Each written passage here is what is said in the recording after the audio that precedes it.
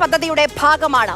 എതിർപ്പുകൾ, പ്രതിഷേധങ്ങൾ എല്ലാം നടക്കുമ്പോഴും PM ശ്രീ പദ്ധതി കേരളത്തിൽ നടപ്പാക്കാൻ പോകുന്നുവെന്നതാണ് യാഥാർത്ഥ്യം.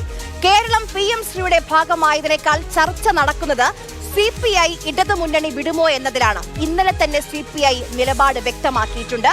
പണത്തിന് വേണ്ടി നയം മാറ്റിയ സർക്കാരിന് കൂട്ടുത്തരവാദിത്തമില്ല എന്ന് CPI സംസ്ഥാന സെക്രട്ടറി ബിനോയ് വിശ്വം. എന്താ സത്യം എന്താണ് എന്താ സംഭവിക്കുന്നത്? ഒരാൾ ഉത്തരം പറഞ്ഞില്ല. അതെന്ത് ഗവൺമെന്റാണ്? അതല്ല LDF, അതാകരുത് LDF, അതായിക്കൂടാ. ഈ ശൈലി മാറിയേ തീരൂ. ഈ ശൈലി മാറിയേ തീരൂ. നോക്കാം, നമുക്ക് ശൈലി മാറിയില്ലെങ്കിൽ എപ്പോ നോക്കാം. ഇടതു മുന്നണിയിൽ ഇടഞ്ഞു നിൽക്കുന്ന CPIയെ അനുനയിപ്പിക്കാൻ ഇന്ന് വിദ്യാഭ്യാസ മന്ത്രി നേരിട്ടെത്തി. CPI ആസ്ഥാനമായ MN സ്മാരകത്തിൽ നേരിട്ടെത്തിയാണ് ശിവൻകുട്ടി പ്രശ്നപരിഹാരത്തിന് മുൻകൈയെടുത്തത്. കണ്ട ശേഷം ബിനോയ് വിശ്വത്തെയും GR അനിലിനെയും കെട്ടിപ്പിടിച്ചു നിൽക്കുന്ന ഒരു പടവും പോസ്റ്റ് ചെയ്തു. പക്ഷേ ഈ നീക്കത്തിന് മന്ത്രി GR അനിലിന്റെ മറുപടി അല്പം കടുത്തതാണ്. പാർട്ടി ഓഫീസിൽ വന്നാൽ കാണാതിരിക്കാൻ പറ്റുമോ എന്നാണ് മന്ത്രി ചോദിക്കുന്നത്. ഈ കമ്മിറ്റിയുടെ തീരുമാനത്തിനനുസരിച്ച് തീരുമാനങ്ങളെടുക്കും. സ്വാഭാവികമായിട്ടും ഉണ്ടാവുമല്ലോ. പിന്നെ അതിലൊന്നും അങ്ങനെ സ്വകാര്യ സംഭാഷണത്തിൽ തീരുന്ന വിഷയങ്ങളല്ലല്ലോ. പാർട്ടി ഓഫീസിൽ ഒരാൾ വന്നാൽ കാണാതിരിക്കാൻ പറ്റും. കണ്ടല്ലേ പറ്റൂ. അത് കണ്ടു. നമ്മുടെ നിലപാടിൽ മാറ്റം വരണ കാര്യം. പ്രശ്നത്തിന് ഉടൻ പരിഹാരം സാധ്യമല്ല എന്ന് തോന്നുന്നു. PM ശ്രീയിൽ ബിനോയ് വിശ്വം നടത്തിയത് പ്രകോപനപരമായ പ്രതികരണമെന്നാണ് CPMന്റെ മുതിർന്ന നേതാവ് AK ബാലൻ പറയുന്നത്. ബിനോയ് വിശ്വം തിരുത്തുമെന്ന് പ്രതീക്ഷിക്കുന്നുവെന്നും AK ബാലൻ. അദ്ദേഹം പ്രകോപനപരമായിട്ടുള്ള പരാമർശം നടത്തുന്നതിന് എന്തെങ്കിലും അടിസ്ഥാനം ഉണ്ടെന്ന് എനിക്ക് തോന്നുന്നു. അത് അദ്ദേഹത്തിൻ്റെ ഒരു വികാര പ്രകടനമായിട്ട് ഇപ്പം എനിക്ക് തോന്നുന്നു. അത് അദ്ദേഹം തന്നെ തിരുത്തുമെന്നാണ് ഞാൻ വിശ്വസിക്കുന്നത്. ഇതുമായി ബന്ധപ്പെട്ടുകൊണ്ട് ഒപ്പിട്ട കാര്യത്തിൽ എന്തെങ്കിലും അവ്യക്തതകളോ ആശങ്കകളോ ഉണ്ടെങ്കിൽ അത് ചർച്ച ചെയ്ത് പരിഹരിക്കും. PM ശ്രീ പദ്ധതി നടപ്പാക്കിയത് കൊണ്ട് കേരളത്തിൽ യാതൊരു വിധത്തിലുള്ള കാവ്യവൽക്കരണവും ഉണ്ടാകില്ല എന്നാണ് CPM general secretary MA baby പറയുന്നത്. PM ഉഷ എന്ന് പറഞ്ഞൊരു പദ്ധതിയുണ്ട്. സ്കൂൾ വിദ്യാഭ്യാസ രംഗത്ത് ചെയ്യുന്നതിൻ്റെ സമാനമായി ഉന്നത വിദ്യാഭ്യാസ രംഗത്ത് ചെയ്യാനുള്ളതാണ്. കേരളത്തിൽ ഉന്നത വിദ്യാഭ്യാസ രംഗത്ത് വല്ല വർഗീയവൽക്കരണവും പാഠപുസ്തകത്തിലൂടെ കടന്നുകൂടിയിട്ടുണ്ടോ? ഇല്ല. കേരളത്തിലെ വിദ്യാഭ്യാസ മേഖലയെ വർഗീയതയുടെ പിടിയിൽപ്പെടാതെ തടുത്തു നിർത്താൻ കഴിയും. കച്ചവടവൽക്കരണത്തിന്റെ പിടിയിൽ നിന്നും തടുത്തു നിർത്താൻ കേരളത്തിൽ ഗവൺമെന്റ് കഴിയും. ആ ഉറപ്പോടുകൂടിയാണ് ഇത് ചെയ്തിരിക്കുന്നത്. അപ്പോൾ ഇത്രയും കാലം എന്തിനായിരുന്നു നിങ്ങളുടെ പ്രതിഷേധം? MA ബേബി പ്രകടിപ്പിച്ചത് കഴിവില്ലായ്മയും നിസ്സഹായാവസ്ഥയുമാണെന്ന് പറയുന്നു പ്രകാശ് ബാബു. അതുമാത്രമല്ല, B ശിവൻകുട്ടി എല്ലാം കോംപ്ലിമെന്റ്സ് ആക്കിയെന്ന രീതിയിൽ ഫോട്ടോ ഇടുമ്പോൾ എന്തിനാണ് ഇന്ന് ഇരുളിന്റെ മറവിൽ PM ശ്രീ പദ്ധതി നടപ്പിലാക്കാൻ ശ്രമിച്ചതെന്ന് AIYF പറയുന്നത്.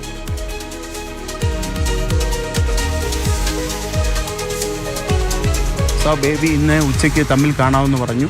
പരസ്പരം അത് ചർച്ച ചെയ്യുന്നതിന് വേണ്ടിയാണ് അത് പിന്നെ അതിൻ്റെ ഉള്ളടക്കം മനസ്സിലാക്കി മുന്നണിയുടെ കെട്ടുറപ്പ് ഭദ്രമാക്കി പോകാനും രണ്ട് പാർട്ടികളുടെയും ദേശീയ നയത്തിന് അനുകൂലമായി ഒരു ഗവൺമെൻറ്റിനെ കൊണ്ടുപോകാനുള്ള ബാധ്യത ഉണ്ടായതുകൊണ്ടാണ് അങ്ങനെ കത്ത് കൊടുക്കുകയും ചർച്ച ചെയ്യാനും പോയത്. ദേശീയ നേതൃത്വം കൈയൊഴിഞ്ഞു. അതാണ് ഞാൻ പറഞ്ഞത്. അദ്ദേഹം എക്സ്പ്രസ്ഡ് ഹിസ് ഇന്നബിലിറ്റി, ഹെൽപ്ലെസ്നെസ്, അതാണ് അദ്ദേഹം പ്രകടിപ്പിച്ചത്. Why can't interfere in the state matter, അതിൽ ഇടപെടാനും അതിനകത്ത് അങ്ങനെ ഒരു നിർദ്ദേശം കൊടുക്കാനും കഴിയാതെ പോകുന്നുണ്ട്. 30 വെള്ളിക്കാശിന് വിദ്യാഭ്യാസ മേഖലയെ B ശിവൻകുട്ടി ഒറ്റുകൊടുത്തു എന്നാണ് ഇന്ന് AIYF മുദ്രാവാക്യം വിളിച്ചത്.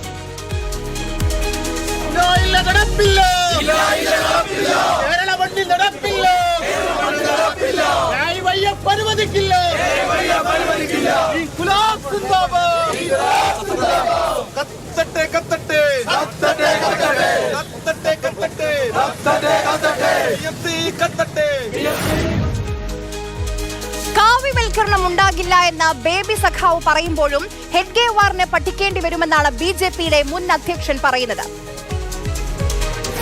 എത്രയോ പതിറ്റാണ്ടുകൾ ആൻഡമാനിൽ തടവിൽ കഴിഞ്ഞ VD സവർക്കറെ നിങ്ങളില്ലാത്ത കാര്യങ്ങൾ പറഞ്ഞ് ദ്രോഹിക്കുന്നു. ഞങ്ങൾ പഠിപ്പിക്കും. ഇനി ഒന്നുകൂടി ഞാൻ പറയാം, ഡോക്ടർ ഹെഡ്ഗേവാർ, പണ്ഡിറ്റ് ദീൻദയാൽ ഉപാധ്യായ, അവരൊക്കെ പാഠ്യപദ്ധതിയുടെ ഭാഗമാവുന്നു. കോൺഗ്രസ് തമസ്കരിച്ച എല്ലാ ചരിത്രവും ശരിയായ നിലയിൽ കുട്ടികളെ പഠിപ്പിക്കണം. പോലെ കേരളത്തിനും കേസ് കൊടുത്തുകൂടെ? PM ശ്രീയുമായി ബന്ധപ്പെട്ട് സമഗ്ര ശിക്ഷ അഭിയാന്റെ ഫണ്ട് തടഞ്ഞതിനെതിരെ കേന്ദ്ര സർക്കാരിനെതിരെ സുപ്രീം കോടതിയിൽ പോയിക്കൂടെ? കുറച്ചു ദിവസമായി നമ്മൾ കേൾക്കുന്ന ഒരു ചോദ്യമാണിത്. കേസ് കൊടുത്തതുകൊണ്ട് കാര്യമില്ല. നമുക്ക് അതിലെ വാസ്തവമൊന്ന് കൃത്യമായി പരിശോധിക്കാം. അതായത് ഇന്ത്യൻ ഭരണഘടന അനുസരിച്ച് കേന്ദ്ര സർക്കാർ സംസ്ഥാന സർക്കാരുകൾക്ക് നൽകുന്ന ഗ്രാന്റുകളെ നമുക്ക് രണ്ടായി തിരിക്കാൻ കഴിയും. ഒന്ന്, ആർട്ടിക്കിൾ 275 അനുസരിച്ചിട്ടുള്ള സ്റ്റാറ്റ്യൂട്ടറി ഗ്രാന്റുകൾ. രണ്ട്, ആർട്ടിക്കിൾ 282 അനുസരിച്ചുള്ള ഡിസ്ക്രിഷണറി ഗ്രാന്റുകൾ. കേന്ദ്രാവിഷ്കൃത പദ്ധതികൾക്ക് നൽകപ്പെടുന്ന പണം ആർട്ടിക്കിൾ 282 പ്രകാരമുള്ള ഡിസ്ക്രിഷണറി ഗ്രാന്റിൽ നിന്നാണ്. ഭരണഘടന പ്രകാരം ഡിസ്ക്രിഷണറി ഗ്രാന്റിൽ നിന്ന് നൽകുന്ന പണത്തിന് 60% കേന്ദ്രവും 40% സംസ്ഥാന സർക്കാരും വഹിക്കണം. ഇത് വടക്ക് കിഴക്കൻ സംസ്ഥാനങ്ങൾക്ക് 90-10 എന്ന അനുപാതത്തിലാണ്. ഇത് മാത്രമല്ല, ഡിസ്ക്രിഷണറി ഗ്രാന്റുകൾ റിലീസ് ചെയ്യുന്ന സമയത്ത് കൃത്യമായ നിബന്ധനകൾ വെക്കുന്നതിന് കേന്ദ്ര സർക്കാരിന് ഭരണഘടന പ്രകാരം അവകാശമുണ്ട്. സമഗ്ര ശിക്ഷ എന്ന് പറയുന്നത് ആർട്ടിക്കിൾ 282 പ്രകാരമുള്ള കേന്ദ്രാവിഷ്കൃത പദ്ധതിയാണ്. കഴിഞ്ഞ ദിവസം നമ്മൾ ഒരു വാർത്ത കണ്ടിരുന്നു. സമഗ്ര ശിക്ഷ അഭിയാനുള്ള വിഹിതം കേന്ദ്രം തടഞ്ഞപ്പോൾ കോടതിയെ തമിഴ്നാട് സമീപിച്ച് ഫണ്ട് നേടിയെന്ന്. കേന്ദ്ര ഫണ്ട് കിട്ടാത്തതിനാൽ തമിഴ്നാട്ടിൽ സ്വകാര്യ വിദ്യാലയങ്ങളിലെ 25% പ്രവേശനം നിർത്തിവെച്ചിരുന്നു. ഇതിനെതിരെയാണ് തമിഴ്നാട് സുപ്രീം കോടതിയിൽ പോയത്. RTE അഥവാ റൈറ്റ് ടു എഡ്യൂക്കേഷൻ ചോദ്യം ചെയ്താണ് തമിഴ്നാടിന്റെ കേസ്. RTE എന്ന് പറയുന്നത് 8ാം ക്ലാസ് വരെയാണ്. SSA ആകട്ടെ ഹയർ സെക്കൻഡറി വരെയും. RTE ഫണ്ടമെന്റൽ റൈറ്റ് ആണ്, നമ്മുടെ ഓരോ വിദ്യാർത്ഥിക്കുമുള്ള അവകാശം. 8ാം ക്ലാസ് വരെയുള്ള സമഗ്ര ശിക്ഷ അഭിയാന്റെ കേന്ദ്ര വിഹിതം റൈറ്റ് ടു എഡ്യൂക്കേഷനിൽ വരുമെന്നാണ് തമിഴ്നാട് വാദിക്കുന്നത്. RTEക്കും SSAക്കും വെവ്വേറെ ഫണ്ടുള്ളതിനാൽ ഈ വാദം നിലനിൽക്കാൻ പ്രയാസമായിരിക്കും. ഇത് മാത്രമല്ല, ദേശീയ വിദ്യാഭ്യാസ നയത്തിൽ തമിഴ്നാടിന് അംഗീകരിക്കാൻ കഴിയാത്തത് ത്രിഭാഷാ പദ്ധതിയാണ്. കേരളം അതെന്നോ അംഗീകരിച്ചതാണ്. ത്രിഭാഷാ പദ്ധതി അംഗീകരിച്ചാൽ DMK പിന്നെ ഇല്ല എന്നുള്ളതാണ് വസ്തുത.